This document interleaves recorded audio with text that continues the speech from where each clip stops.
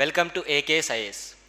As part of our daily current affairs discussion, రెగ్యులర్గా మనం discuss చేసుకుంటున్నటువంటి టాపిక్స్లో భాగంగా ఈరోజు జీనోమ్ 10,000 ప్రాజెక్ట్ గురించి డిస్కస్ చేసుకోబోతున్నాం. ఏంటి ఈ genome 10,000 project? Why it is named as 10,000 project ఎందుకంటున్నారు అంటే, జనరల్గా కోవిడ్-19 టైం పీరియడ్ తీసుకుంటే జస్ట్ ఒక ఎగ్జాంపుల్తో స్టార్ట్ చేస్తాను. కోవిడ్-19 టైం పీరియడ్లో ఈ కోవిడ్-19 డిసీజ్ అనేది, ఆ వైరస్ అనేది ప్రతి ఒక్కరికి కూడా సాధ్యమైనంత వరకు ఎండ్ ఆఫ్ ద డే ప్రతి ఒక్కరికి కూడా ఈ వేరియంట్ సోకినట్టు అందరికీ తెలుసు. కానీ కొంతమంది మాత్రమే మరణించడం జరిగింది అండ్ మరికొంతమంది హాస్పిటలైజ్ అవ్వడం జరిగింది. మెజారిటీ ఆఫ్ ద పీపుల్ ఆ వేరియంట్కి తట్టుకున్నారు. What you mean by that? అంటే వాళ్ళ యొక్క ఇమ్యూనిటీ సిస్టమ్ అనేది సపోర్ట్ చేసింది, అంటే స్ట్రెంగ్తన్గా ఉంది కాబట్టి ఈ డిసీజ్ని తట్టుకోగలిగింది. నౌ ఒకే డిసీజ్ ఇంతమందికి వచ్చినప్పుడు కొంతమంది మాత్రం మరణించారు, కొంతమంది హాస్పిటలైజ్ అయ్యారు అండ్ చాలామంది ఆ డిసీజ్ని తట్టుకొని నిలబడగలిగారు. ఎందుకు కారణం అంటే, బికాజ్ వాళ్ళ యొక్క ఇమ్యూనిటీ సిస్టమ్ అనేది చాలా స్ట్రాంగ్గా ఉంది కాబట్టి. వాళ్ళ ఇమ్యూనిటీ సిస్టమ్ ఎలా స్ట్రాంగ్ అయింది? Because of their DNA. ఈ డిఎన్ఏకి సంబంధించినటువంటి స్టడీనే ఇక్కడ 10,000 జీనోమ్ ప్రాజెక్ట్గా చెప్పుకుంటాం. కొన్ని ఇన్స్టిట్యూట్స్ అనేటువంటివి ఈ పర్టికులర్ 10,000 జీనోమ్ ప్రాజెక్ట్కి ఇన్వాల్వ్ అయి ఉన్నాయి. ఆ ఇన్స్టిట్యూట్స్ కూడా మనం డిస్కస్ చేసుకుంటాం. ఓవరాల్గా ఈరోజు చెప్పబోయేటువంటి టాపిక్స్లో మనం నేర్చుకునేది, ఇది ఎందుకు న్యూస్లో ఉంది 10,000 జీనోమ్ ప్రాజెక్ట్, అదేవిధంగా అసలు జీనోమ్ అంటే అర్థం ఏంటి, జీనోమ్ సీక్వెన్సింగ్ అంటే ఏంటి, ఈ genome India project, the genome India project యొక్క ముఖ్య ఉద్దేశం ఏంటి, అదేవిధంగా దానికి సంబంధించినటువంటి అడ్వాంటేజెస్, అంటే ఈ ప్రాజెక్ట్ అనేది కేంద్ర ప్రభుత్వం ఫ్లాగ్షిప్ ప్రోగ్రామ్గా ఇంట్రడ్యూస్ చేసింది. ఫ్లాగ్షిప్ ప్రోగ్రామ్ అంటే అర్థం ఏంటంటే, మోస్ట్ ఇంపార్టెంట్ ప్రయారిటీగా ఈ ప్రాజెక్ట్ని కేంద్ర ప్రభుత్వం స్టార్ట్ చేయడం జరిగింది. నౌ దానికి ఉన్నటువంటి ఛాలెంజెస్ ఏంటి, ఓవరాల్గా ఈ పర్టికులర్ అంశం అనేది science and technology point of వ్యూలో మనం డిస్కస్ చేసుకుంటాం. అదేవిధంగా కరెంట్ అఫైర్స్లో ఉన్నటువంటి ఈ topic majority of the times ఎగ్జామ్స్లో వచ్చేటువంటి అవకాశం కూడా ఉంటుంది. నౌ దీనికి సంబంధించినటువంటి మోడల్ క్వశ్చన్ కూడా చివరిలో డిస్కస్ చేద్దాం. నౌ రీసెంట్గా ఎందుకు న్యూస్లో ఉంది అంటే, డిపార్ట్మెంట్ ఆఫ్ బయోటెక్నాలజీ అనేటువంటిది ఈ 10,000 జీనోమ్ ప్రాజెక్ట్ ఫ్లాగ్షిప్ ప్రోగ్రామ్ని కంప్లీట్ చేయడం జరిగింది. అంటే దాదాపుగా భారతదేశంలో ఉన్నటువంటి ఒక 10,000 మంది ఇండివిజువల్స్ యొక్క జీనోమ్ సీక్వెన్సింగ్ని స్టడీ చేసి ఆ డేటా మొత్తం కూడా స్టోర్ చేయడం జరిగింది. ఎందుకు స్టడీ చేశారు?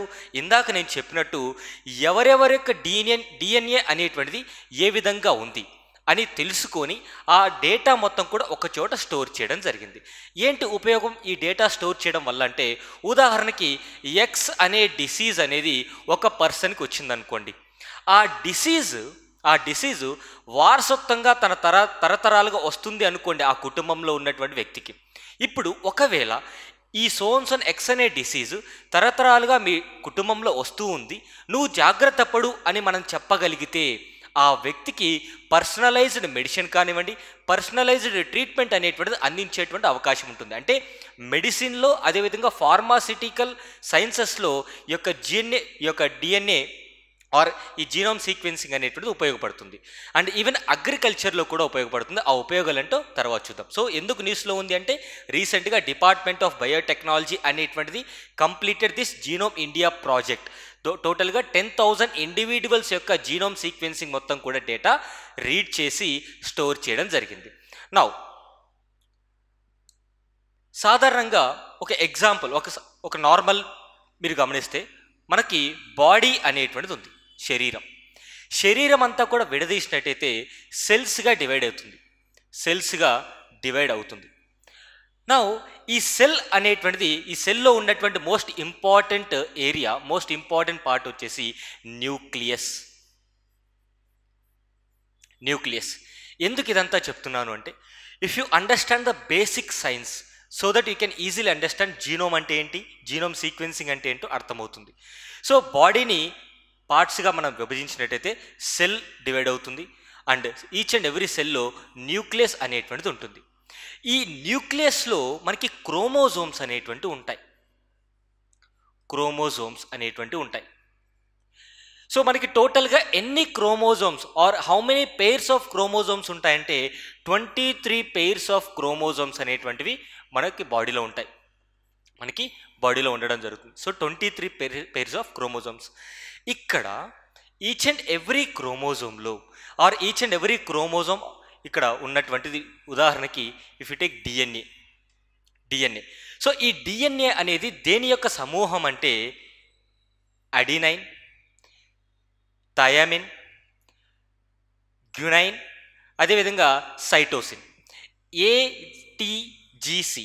ఈ 4 సమూహమే మనకి డిఎన్ఏ. సో ఈ 4 కూడా ఇలా సమూహమై ఉంటాయి. Now adenine, guanine, thymine, cytosine. ఇక్కడ మీరు గమనిస్తే డిఎన్ఏ అనేది ఇది ఒక డబుల్ హెలికల్ అంశం అన్నమాట. డిఎన్ఏ అనేటువంటిది మనకి ఈచ్ అండ్ ఎవ్రీ డిఎన్ఏలో ఇలా ఉంటుందన్నమాట. ఇలా స్ట్రక్చర్ అనేది ఉంటుంది. నౌ ఇక్కడ మనం అర్థం చేసుకోవాల్సింది ఏంటంటే, ఫర్ ఎగ్జాంపుల్ లెట్స్ టేక్ ఒక ఎక్స్ అనే పర్సన్ని తీసుకుందాం, వై అనే పర్సన్ని తీసుకుందాం. ఎక్స్ అనే పర్సన్లో డిఎన్ఏ కాంపోజిషన్ ఎలా ఉంటుంది అంటే, ఉదాహరణకి ఏటీజీ ఆర్ ఏటీజీ ఇట్లా కాంపోజిషన్ అయి ఉంటుంది అనుకుందాం. లెట్సే వై అనేటువంటి పర్సన్లో డిఎన్ఏ అనేటువంటిది ఏసిటి. సో ఇట్లా కాంపోజిషన్ అయి ఉంది. అంటే ఇక్కడ జి అనేటువంటిది ఉంది, ఇక్కడ టి అనేటువంటిది ఉంది. సో ఇద్దరి యొక్క డిఎన్ఏస్ డిఫరెంట్ అనమాట. ఒకవేళ ఇద్దరి యొక్క డిఎన్ఏస్ సేమ్గా ఉంటే ఇతనికి ఎలాంటి డిసీజ్ అయితే ఉంటుందో సేమ్ డిసీజ్ వై అనేటువంటి వ్యక్తికి కూడా వచ్చేటువంటి అవకాశం ఉంది. ఇక్కడ ఈ జీనోమ్ సీక్వెన్సింగ్ యొక్క ముఖ్య ఉద్దేశం ఏంటంటే, ఎవరి యొక్క డిఎన్ఏలో ఈ సీక్వెన్స్ ఎలా ఉందో తెలుసుకోవడమే ఈ యొక్క జీనోమ్ సీక్వెన్సింగ్ అంటాం. So genome is nothing but ఈ సెట్ ఆఫ్ పెయిర్స్ ఏదైతే ఉందో దాన్ని జీనోమ్ అంటాం. ఈ జీనోమ్ సీక్వెన్సింగ్ ఏదైతే ఉంటుందో ఈ so called 4 things adenine, thymine, guanine, cytosine, ఈ 4 యొక్క సమూహం కాంపోజిషన్ అనేది ఎలా ఉంది చదివి వాటి యొక్క సీక్వెన్సింగ్ ఎలా ఉందో చెప్పడమే జీనోమ్ సీక్వెన్సింగ్ ప్రాజెక్ట్ అంటాం. నౌ దీనివల్ల ఉపయోగాలు ఏంటి అంటే, let's A A and B అనే 2 పర్సన్స్ ఉన్నారు. దే బోత్ గెట్ మ్యారేజ్ చేసుకున్న తర్వాత సి అనే పర్సన్ జన్మించడం జరిగింది. ఇప్పుడు వీరిద్దరి యొక్క క్రోమోజోమ్స్ ఆర్ వీరిద్దరి యొక్క డిఎన్ఏ సేమ్గా ఉందనుకోండి. బికాస్ ఇండియాలో ఎక్కువగా కూడా ఎండోగమి మ్యారేజ్ అనేటువంటి సాధారణంగా జరుగుతుంటాయి sir, with in the cast marriages. So ఇక్కడ సి అనే పర్సన్కి ఏ అండ్ బికి ఎలాంటి డిసీజెస్ అయితే ఉంటాయో అదే డిసీజ్ సికి కూడా వచ్చేటువంటి అవకాశం ఉంది. నౌ ఈ జీనోమ్ సీక్వెన్సింగ్ వల్ల వచ్చేటువంటి ఉపయోగాలు ఏంటంటే, వీరిద్దరికి ఎలాంటి డిసీజ్ ఉంది తెలుసుకొని ఈ సి అనే పర్సన్కి ఇన్ఫామ్ చేసినట్టయితే ఇతను జాగ్రత్త పడేటువంటి అవకాశం ఉంటుంది. అట్ ద సేమ్ టైం ఇతనికి పర్సనలైజ్డ్ ట్రీట్మెంట్, మెడికేషన్ కానివ్వండి, ఇతరేతర అడ్వాంటేజ్ అనేటువంటి అందేటువంటి అవకాశం ఉంటుంది.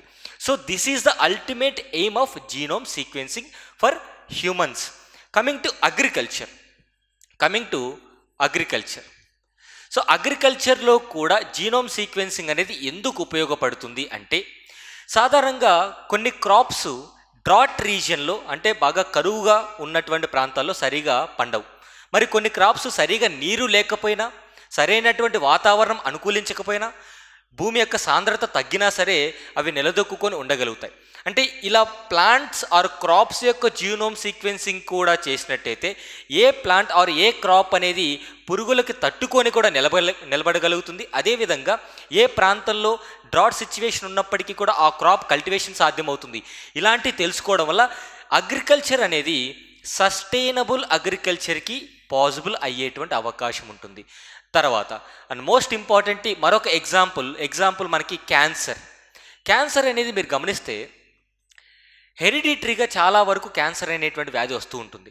ఒకవేళ ఈ క్యాన్సర్ రీసెర్చ్లో ఈ జీనోమ్ సీక్వెన్సింగ్ ఎలా ఉపయోగపడుతుంది అంటే, ఎగ్జాంపుల్గా చెప్తే మన యొక్క 4 ఫాదర్స్లో ఎవరికైనా క్యాన్సర్ ఉంది అంటే వారి తర్వాత మన యొక్క ఫ్యామిలీ ట్రీలో ఈ క్యాన్సర్ అనేటువంటిది వస్తుంది అంటే ఎలాంటి క్యాన్సర్ వస్తుంది, దానికి సంబంధించినటువంటి కంప్లీట్ డీటెయిల్స్ అనేవి మనకు తెలిసింది అంటే మనము ఈజీగా ట్రీట్మెంట్ తీసుకోవడం కావచ్చు, లేదా భవిష్యత్తులో ఈ వ్యాధి నీకు వచ్చేటువంటి అవకాశం ఉంది, సూచనలు ఉన్నాయని మనకు ఇన్ఫర్మేషన్ ఉన్నట్టయితే పర్సనలైజ్డ్ కేర్ కానివ్వండి, పర్సనలైజ్డ్ ట్రీట్మెంట్ తీసుకునేటువంటి అవకాశం ఉంటుంది.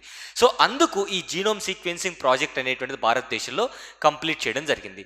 నౌ గవర్నమెంట్ దగ్గర ఉన్నటువంటి డేటాని ప్రతి ఒక్క గ్రూప్ ఆఫ్ పీపుల్కి ఎప్పుడైతే చేరవేస్తారో అప్పుడు ఆ డేటా సంబంధించినటువంటి ఇన్ఫర్మేషన్ ప్రతి ఒక్కరికి తెలుస్తుందో వీరు ఎక్కువగా బెనిఫిట్ పొందేటువంటి అవకాశం ఉంటుంది. ఈ 10,000 ఇండివిజువల్స్ వారి యొక్క పర్మిషన్ తీసుకొని మరి ఈ యొక్క జీనోమ్ సీక్వెన్సింగ్ అనేటువంటి చేశారు. డేటా అంతా వచ్చేసింది మనకి. సో ఈ డేటా కేవలం అకాడమిషియా కావచ్చు, లేదంటే రీసెర్చ్ వరకు మాత్రమే కాకుండా ఈ డేటా మొత్తాన్ని డెమోక్రటైజ్ చేయాలి అంటే ప్రతి ఒక్కరికి కూడా ఈ డేటాని అందించగలిగితే డెఫినెట్గా భవిష్యత్తులో ఎలాంటి మెడికేషన్కి సంబంధించి కావచ్చు, అగ్రికల్చర్ పరంగా కావచ్చు, ఇతరితర ఫార్మాస్యూటికల్ అవసరాలకి జీనోమ్ సీక్వెన్సింగ్ ఉపయోగపడుతుంది. సో ఓవరాల్గా in a nutshell genome sequencing యొక్క అర్థం ఏంటంటే మన డిఎన్ఏలో ఉన్నటువంటి అంశాలని ఒక గ్రూప్ ఆఫ్ పీపుల్కి అదే డిఎన్ఏ ఉన్నట్టయితే భవిష్యత్తులో వాళ్ళకు రాబోయేటువంటి డిసీజెస్ కానివ్వండి, లేదంటే కోవిడ్-19 లాంటి వేరియంట్స్ ఏవైనా వస్తే ఆ వచ్చినప్పుడు ఏ పర్టికులర్ డిఎన్ఏ వాళ్ళు చాలా వీక్గా ఉంటారు, ఈ యొక్క డిసీజ్ తట్టుకోలేరు. అదేవిధంగా ఏ పర్టికులర్ డిఎన్ఏ ఉన్న వాళ్ళకి ఇమ్యూనిటీ సిస్టమ్ బాగా ఉంటుంది. సో వాళ్ళకి కాకుండా ఎవరైతే తట్టుకోలేరో వాళ్ళకి ఆర్ ఎవరైతే ఎక్కువగా ఎఫెక్ట్ అవుతారో వాళ్ళకి పర్సనలైజ్డ్ మెడిసిన్ చేసినట్టయితే, పర్సనలైజ్డ్ ట్రీట్మెంట్ ఇచ్చినట్టయితే, ముందుగా ఇన్ఫర్మేషన్ పాస్ చేసినట్టయితే వాళ్ళు జాగ్రత్త పడేటువంటి అవకాశం ఉంటుందన్నమాట. ఎందుకు భారతదేశంలో దాదాపుగా 4,500 పాపులేషన్ గ్రూప్స్ ఉన్నాయి. 4,500 పాపులేషన్ గ్రూప్స్ ఉన్నాయి. ఈ 4,500 పాపులేషన్ గ్రూప్స్ నుంచి 10,000 మందిని ఓవరాల్గా అంటే గ్రూప్స్ అండి, పాపులేషన్ గ్రూప్స్ అవి. సో ఓవరాల్గా 10,000 మెంబర్స్ యొక్క ఇండివిజువల్ జీనోమ్ సీక్వెన్సింగ్ చేయడం జరిగింది. సో దీనివల్ల భవిష్యత్తులో రీసెర్చ్కి కావచ్చు, లేదంటే అగ్రికల్చర్కి కావచ్చు, హ్యూమన్ మెడికేషన్కి ఎంతో ఉపయోగపడేటువంటి అవకాశం ఉంటుంది. Now let's see benefits. So benefits ఏంటి లేదా అడ్వాంటేజెస్ ఏంటి జీనోమ్ సీక్వెన్సింగ్ వల్ల అంటే డిసీజ్ డయాగ్నోసిస్ అండ్ ట్రీట్మెంట్. అంటే సో ఎక్స్ అనే డిసీజ్ నీకు భవిష్యత్తులో రాబోతుందేమో, లేదా ఎక్స్ అనే డిసీజ్ వచ్చినప్పుడు నీ ఇమ్యూనిటీ సిస్టమ్ బెటర్గా వర్క్ చేస్తుంది లేదా బెటర్గా వర్క్ చేయదు, నువ్వు జాగ్రత్త పడాలి, ఇలాంటి అంశాలు చేసేటువంటి అవకాశం ఉంటుంది. అండర్స్టాండింగ్ ద జెనెటిక్ డిసీజ్ అంటే వారసత్వంగా వచ్చేటువంటి వ్యాధుల్ని అర్థం చేసుకొని ఆ పర్టికులర్ వ్యాధికి రిలేటెడ్గా ఉండేటువంటి పర్సనలైజ్డ్ మెడిసిన్ తయారు చేయొచ్చు. అదేవిధంగా డ్రగ్ డెవలప్మెంట్ కానివచ్చు, అదేవిధంగా అగ్రికల్చర్ కానీ క్యాన్సర్ రీసెర్చ్లో కూడా యూజ్ అవుతుంది. తర్వాత ఫారెన్సిక్ సైన్సెస్కి కూడా జీనోమ్ సీక్వెన్సింగ్ అనేటువంటిది యూజ్ అవుతుంది. అండ్ కన్జర్వేషన్ జెనెటిక్స్ అంటే యొక్క జెనెటిక్ ఇన్ఫర్మేషన్ మొత్తాన్ని కూడా సేకరించి కన్జర్వ్ చేసేటువంటి అవకాశం కూడా ఉంటుంది. నా మోస్ట్ ఇంపార్టెంట్లీ ఛాలెంజెస్ ఏంటంటే ఇక్కడ పర్సనలైజ్డ్ మెడిసిన్ అనేటువంటిది లేదా పర్సనలైజ్డ్ ట్రీట్మెంట్ అనేటువంటిది మెన్షన్ చేశాం, but it is two cost లేదా టూ మచ్ ఎక్స్పెన్సివ్ అనమాట. సో టూ మచ్ ఎక్స్పెన్సివ్ అయినప్పుడు ఒక సామాన్యమైనటువంటి వ్యక్తి తనకి సో కాల్డ్ డిసీజ్ వస్తుందని చెప్పినప్పటికీ కూడా టూ మచ్ ఎక్స్పెన్సివ్ అవ్వడం వల్ల తను ఎఫోర్డ్ చేసుకోలేడు. తర్వాత ఈ డేటా అనేది స్ప్రెడ్ చేయాలి అంటే ఇక్కడ ఉన్నటువంటి 10,000 ఇండివిజువల్స్కి సంబంధించినటువంటి జీనోమ్ సీక్వెన్సింగ్ అంతా కూడా ప్రతి ఒక్కరికి కూడా ఆ సమాచారం అనేది ఇవ్వగలిగితే ఈజీగా మనకి బెనిఫిట్స్ పొందేటువంటి అవకాశం ఉంటుంది, అవేర్నెస్ క్రియేట్ అవుతుంది. సో ఛాలెంజెస్ ఏంటి? టూ మచ్ ఎక్స్పెన్సివ్, అదేవిధంగా డేటా స్ప్రెడ్ అనేటువంటి చేయకపోతే ఈ డేటా అనేది కేవలం అకాడమిక్ రీసెర్చ్ కోసమో లేదంటే రీసెర్చ్ ఓరియంటెడ్ కోసం మాత్రమే చేసినట్టయితే ప్రజలకి ఎలాంటి ఉపయోగం ఉండదు. సో ఇది జీనోమ్ సీక్వెన్సింగ్కి సంబంధించినటువంటి complete details. And one more important thing, ఇక్కడ మోడల్ క్వశ్చన్ చూద్దాం ఒకసారి. Model question. So with reference to agriculture in India, how can the technique of genome sequencing often seen in news be used in the immediate future? So ఈ genome sequencing ద్వారా వచ్చినటువంటి డేటాని, సమాచారాన్ని, నాలెడ్జ్ని ఇమీడియట్గా వ్యవసాయ రంగంలో ఏ విధంగా మనము యూజ్ చేసుకోవచ్చు అని అడుగుతున్నారు. స్టేట్మెంట్ 1 చూద్దాం. Genome sequencing can be used to identify genetic markers for disease resistance and drought tolerance in various crops. అదే ఇందాక కూడా అదే మాట్లాడుకున్నాం. సో ఏవైతే క్రాప్ ప్లాంట్స్, ఏవైతే మొక్కలు డ్రాట్ సిచ్యువేషన్లో కూడా తట్టుకొని నిలబడగలుగుతున్నాయో, అంటే ఏవైతే క్రాప్స్ అనేటువంటివి పెస్ట్కి కూడా అంటే పురుగులకి కూడా తట్టుకొని పంటను పండిస్తున్నాయో వాటికి సంబంధించినటువంటి జీనోమ్ సీక్వెన్సింగ్ ఉండడం వల్ల వ్యవసాయం అనేది అభివృద్ధి చెందుతుంది. సో ఈ జీనోమ్ సీక్వెన్సింగ్ అనేది అక్కడ యూజ్ చేసుకోవచ్చు. తర్వాత this technique helps in reducing the time required to develop new varieties of crop plants. అంటే కొత్త కొత్త క్రాప్ ప్లాంట్స్ డెవలప్ చేయడంలో టైం అనేది తక్కువగా తీసుకుంటుంది. ఎందుకంటే మనకి ఇన్ఫర్మేషన్ మొత్తం తెలుసు. సో దట్ ఆ పర్టికులర్ తెలిసినటువంటి ఇన్ఫర్మేషన్కి తగ్గట్టుగానే మనము కొత్తగా క్రాప్ ప్లాంట్స్ అనేటువంటివి కూడా తయారు చేసేటువంటి టెక్నిక్ తెలుసుకోవచ్చు కూడా. And it can be used to decipher the host pathogen relationship in crops. So ఇక్కడ హోస్ట్ ప్యాథోజన్ అంటే ఏంటి? ముఖ్యంగా డిసీజ్ అనేది ఎక్కడి నుంచి వస్తుంది, ఎవరు ట్రాన్స్ఫర్ చేస్తున్నారు, ఎవరు ఇన్కల్కేట్ చేస్తున్నారు ఆ డిసీజ్ని, ఈ హోస్ట్ని తెలుసుకునేటువంటి అవకాశం కూడా ఉంటుంది క్రాప్స్లో. ఇది కూడా స్టేట్మెంట్ కరెక్టే. కానీ నేను ఇచ్చినటువంటి క్వశ్చన్ చూడండి, select the incorrect answer using the code given below. ఎన్ని స్టేట్మెంట్స్ ఇన్కరెక్ట్గా ఉన్నాయి? None is incorrect. మొత్తం 3 కూడా కరెక్ట్ స్టేట్మెంట్స్ కాబట్టి none is incorrect. So genome sequencing అనేటువంటి టాపిక్ చాలా చాలా ఇంపార్టెంట్. అండ్ ఇక్కడ మోస్ట్ ఇంపార్టెంట్లీ మరొక ఇన్ఫర్మేషన్ ఏంటంటే ఈ జీనోమ్ సీక్వెన్సింగ్లో ఇన్వాల్వ్ అయినటువంటి డిపార్ట్మెంట్స్ లేదా ఇన్స్టిట్యూషన్స్ ఏంటంటే, ఒకటి department of biotechnology under ministry of science and technology. తర్వాత IISc బెంగళూరు కూడా దీంట్లో ఇన్వాల్వ్ అయింది. తర్వాత CCMB కూడా centre for cellular and molecular బయాలజీకి సంబంధించినటువంటి ఈ ముఖ్యమైనటువంటి 3 ఇన్స్టిట్యూట్స్, దీంతో పాటు దాదాపుగా ఒక 20 ఆర్గనైజేషన్స్ లేదా ఇన్స్టిట్యూట్స్ అనేటువంటివి ఈ 10,000 జీనోమ్ ప్రాజెక్ట్లో ఇన్వాల్వ్ అయ్యి ఉండడం జరిగింది. So most important department of biotechnology under ministry of science and technology, IISc Bengaluru and CCMB అనేది ఇన్వాల్వ్ అవ్వడం జరిగింది. సో ఇవి మనకి UPSC కానివ్వండి TSPSC పాయింట్ ఆఫ్ వ్యూలో గుర్తుపెట్టుకోవాల్సినటువంటి అంశాలు. Thank you so much. Have a nice.